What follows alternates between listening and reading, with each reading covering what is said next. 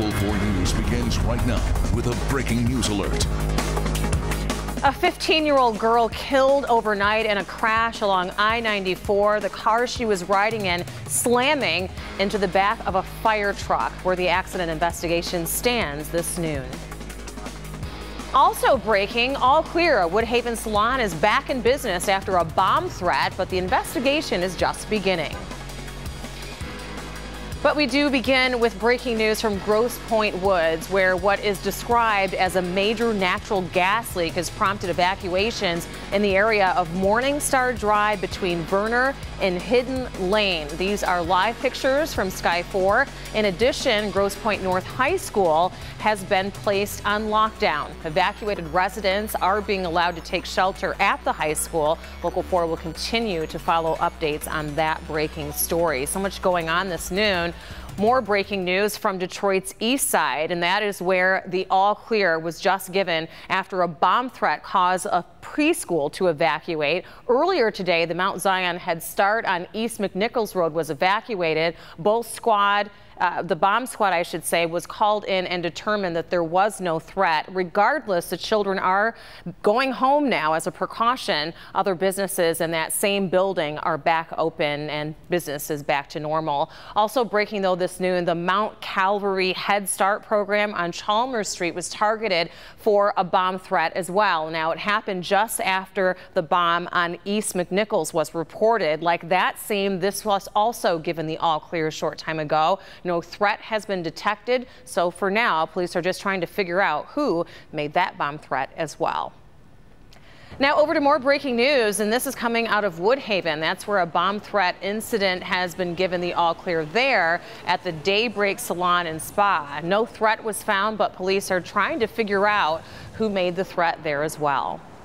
A 15-year-old girl killed overnight in a crash along I-94 in Ypsilanti when the car that she was riding in crashed into the back of a fire truck that was stopped on the freeway responding to another crash. Steve Garagiola joins us now live in Ypsilanti. And Steve, did the fire truck have its lights on while it was responding to that other emergency?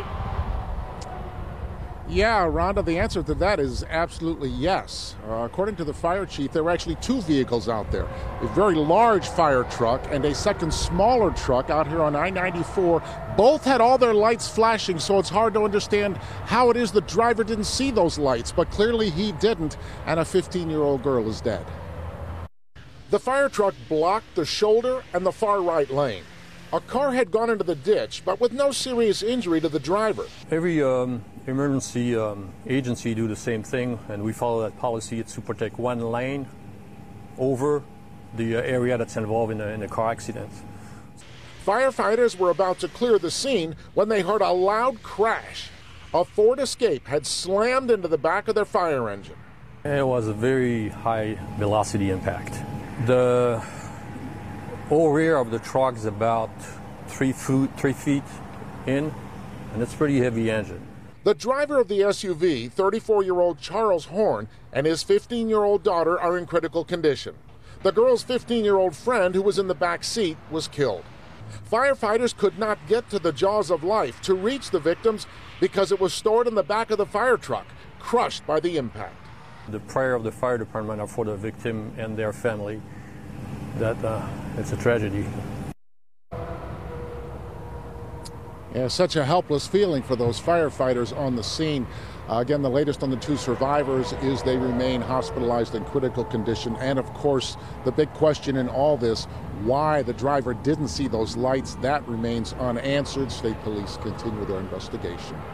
Reporting live in Ypsilanti, I'm Steve Garagiola, Local 4. What a tragedy there, Steve. Thank you. The head of communications at the White House has resigned. Michael Dubek's departure comes as President Donald Trump is reportedly considering a major overhaul of White House staff. Now, White House aides say that the president has grown increasingly frustrated by allegations of Russia's meddling in the presidential election. But in a statement, Dubke says that he's stepping down for several reasons, including personal ones, and that it has been an honor serving under President Trump. Dubke's last day has not yet been determined. Former Director of Intelligence James Clapper making it clear that Russia interfered with the 2016 election. The evidence, which unfortunately we could not detail in our intelligence community assessment, was, in my view, overwhelming.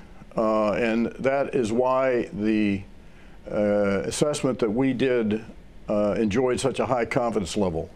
And there's absolutely no doubt in my mind. President Trump's son-in-law and senior White House advisor Jared Kushner is facing an increasing scrutiny in the Russia investigation. Multiple officials tell NBC News that investigators believe that Kushner has information that could be relevant to the investigation. However, this does not mean that they suspect him of committing any crimes. Meanwhile, two former intelligence officials and a congressional source are telling CNN that Russian officials discuss having potentially derogatory information about then presidential candidate Donald Trump and some of his top aides during last year's election. Sources say that the information may have been financial in nature. The officials say that information comes from conversations intercepted by U.S. intelligence last year. But the sources warn that Russia's claims could be exaggerated or made up as part of disinformation campaign that could be happening now. A White House spokesman told CNN, quote, "This is yet another round of false and unverified claims made by anonymous sources to smear the president." President Trump responded to the controversy with a tweet this morning. In his response, he is slamming the media. President Trump wrote, "Russian officials must be launching at the U.S. and how a lame excuse for why the Dems lost the election has taken over the fake news," end quote. Turning our attention back here at home to Michigan politics, the Mackinac Policy Conference is now underway. It runs all the way through the end of the week. And some of the topics being discussed include civility in American politics, connected technology, and increasing economic opportunity. And of course, as always, our Devin Scillian is there covering the policy conference for us. He'll have live reports for us later today in later newscasts. Michigan Lieutenant Governor Brian Calley is being coy about an announcement that he is expected to make after previously hinting toward a run for governor in 2018. The Republican is planning a major announcement today on Mackinac Island. The lieutenant governor, who has served as under Governor Rick Snyder since 2011, will also make another announcement on Thursday. Of course, we will keep you updated as we learn more about Calley's announcement.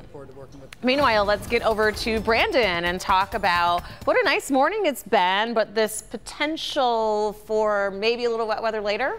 You may have a better chance, Rhonda, of getting wet by the fountain. Campus marshes. So slim chances. Slim chances. Isolated spotty showers, but we're having trouble here getting the fountain to turn on. So I'm going to create a little on button here. Go.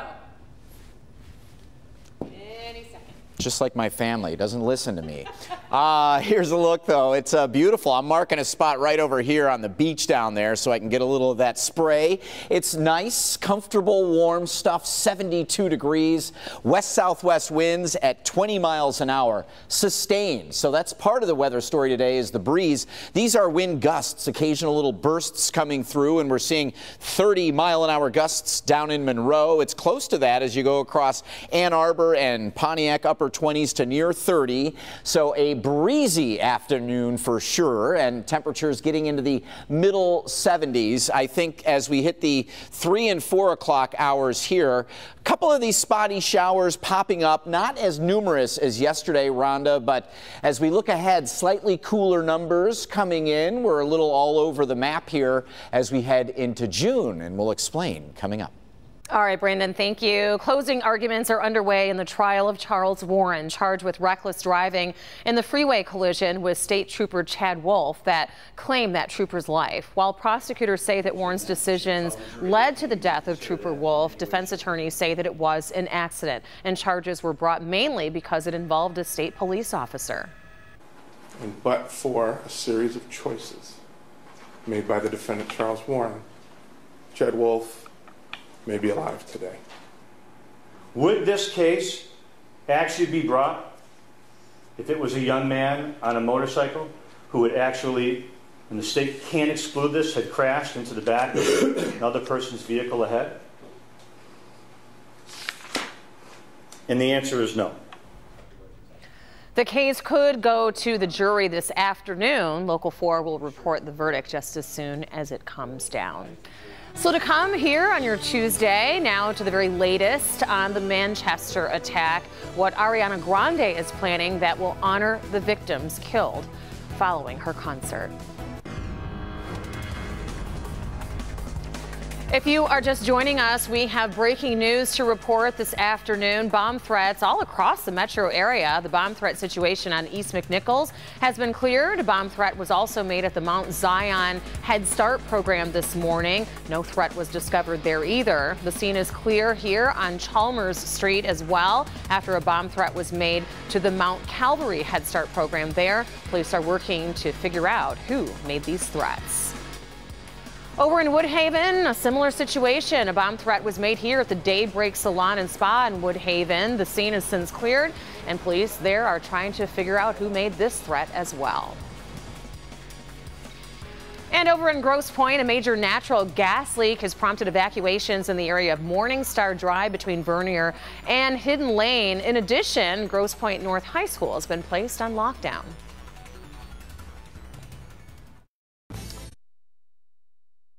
Welcome back. Now to the very latest on Manchester, England. The city has reopened its Victoria Railway Station more than a week after the suicide bombing at Manchester Arena that killed 22 people and injured dozens more following the Ariana Grande concert there. British police have released a new photo of suicide bomber Salman Abedi and is asking for the people who saw Abedi carrying a blue suitcase to come forward. Meanwhile, Ariana Grande will hold a charity concert in Manchester, England on Sunday to honor the victims.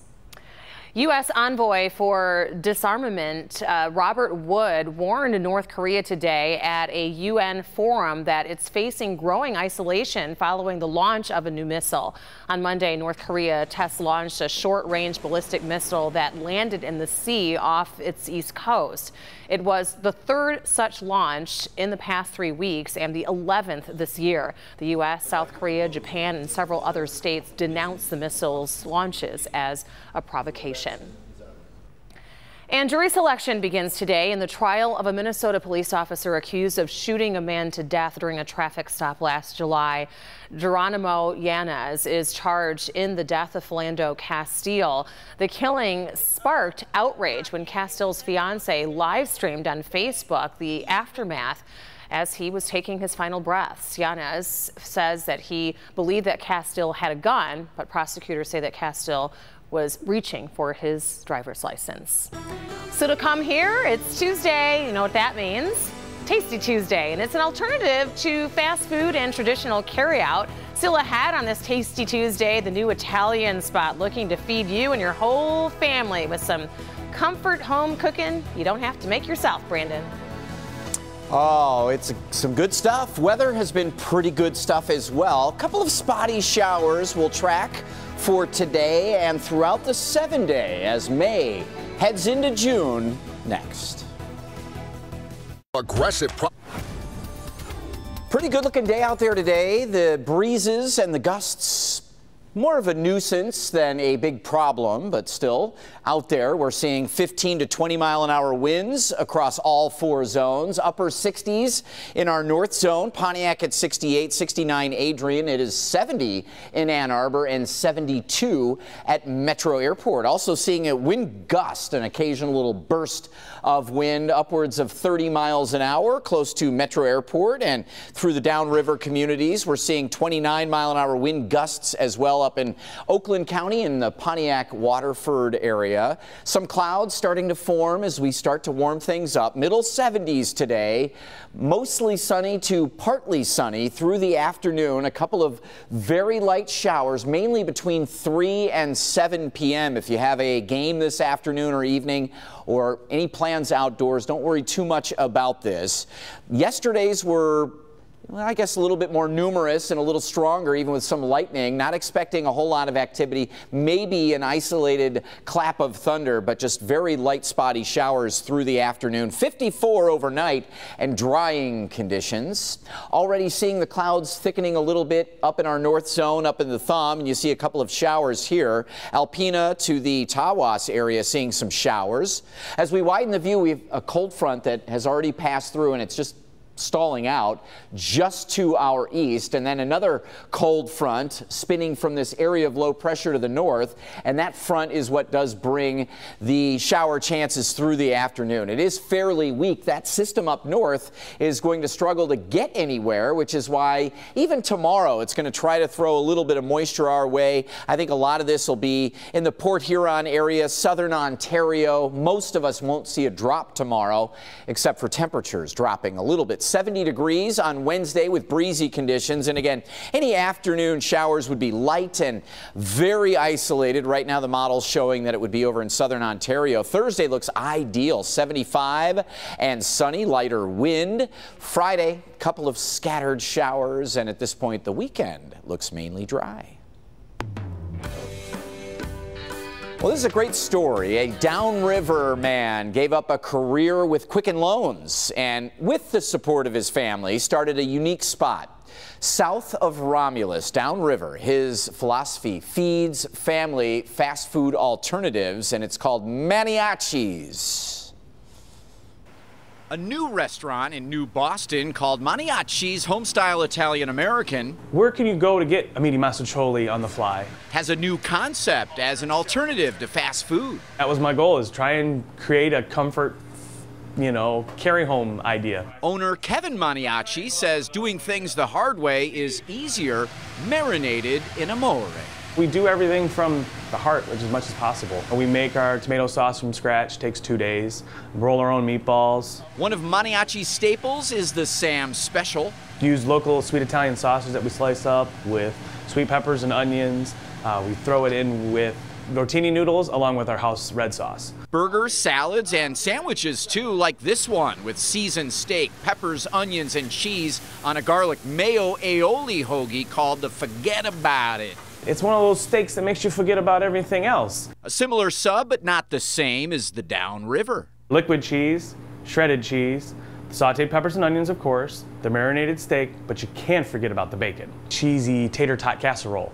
We make stuffed cabbage, we make shepherd's pies. That's our specials every day. Yes, and to sort of entice you to check them out today, Maniaci's offering 15% off of your entire bill when you mention Tasty Tuesday. That is today only. The restaurant is on Middle Belt Road in New Boston, just south of the airport in Romulus. It opens at 4 p.m. Tell them Tasty Tuesday sent you. And I have to say, I sampled quite a few things this morning. It's all good. Great dishes to bring home to the family, and you don't have to cook. Still to come, a rambunctious robin troubling a Wisconsin family. What this little bird is doing that is interfering with daily life there.